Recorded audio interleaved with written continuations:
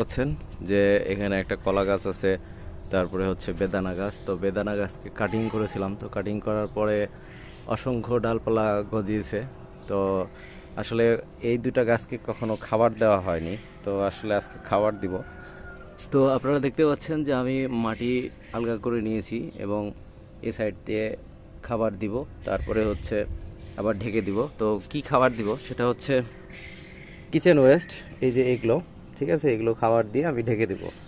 তো কীভাবে দিচ্ছি দেখতে থাকেন, আমি দেখিয়ে দিচ্ছি।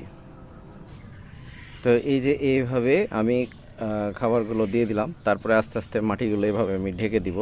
আপনারা দেখতেই পাচ্ছেন যে এভাবে এভাবে মাটিগুলো ঢেকে দেব।